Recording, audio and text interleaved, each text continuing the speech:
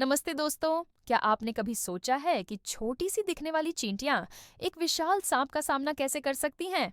ये सुनने में भले ही अविश्वसनीय लगे, लेकिन प्रकृति में ऐसा अक्सर होता है। आज हम इसी रोमांचक लड़ाई की कहानी को समझने वाले हैं। तो चलिए शुरू करते हैं। सांप, जो अक्सर अपनी शिकारी क्षमताओं के लिए जाने जाते हैं, कभी-कभी गलती से चींटियों के इलाके में घुस जाते हैं। यहीं से शुरू होती है असली जंग।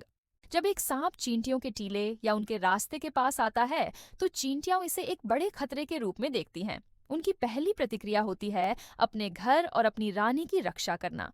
सबसे पहले पहरेदार चींटियां एक रासायनिक संकेत छोड़ती हैं, जिसे फेरोमोन कहते हैं। यह एक तरह का अलार्म होता है जो पलक झपकते ही पूरी कॉलोनी को सचेत कर देता है। संदेश मिलते ही हजारों, बल्कि लाखों चींटियां एकजुट होकर हमले के लिए तैयार हो जाती हैं। वे संख्या में अपनी ताकत को जानती हैं। अब शुरू होता है असली हमला। चींटियां एक साथ सांप के शरीर पर चढ़ना शुरू कर देती हैं।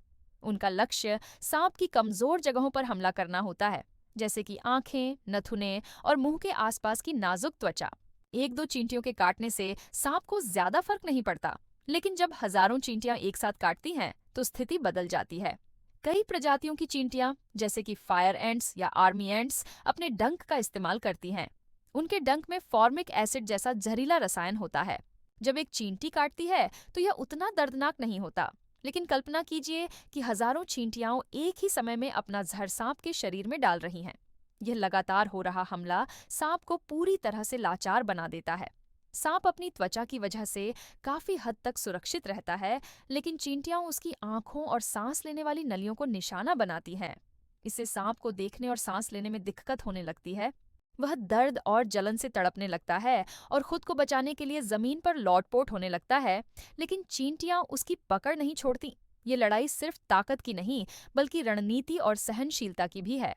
चींटियां तब तक हमला करती रहती हैं जब तक कि सांप पूरी तरह से थककर हार नहीं मान लेता। उनकी एकता और अनुशासन ही उनकी सबसे बड़ी शक्ति है। वे एक साथ काम करती हैं, एक दूसरे से संवाद करती हैं और एक ही लक्ष्य के लिए लड़ती हैं, अपनी कॉलोनी की सुरक्षा।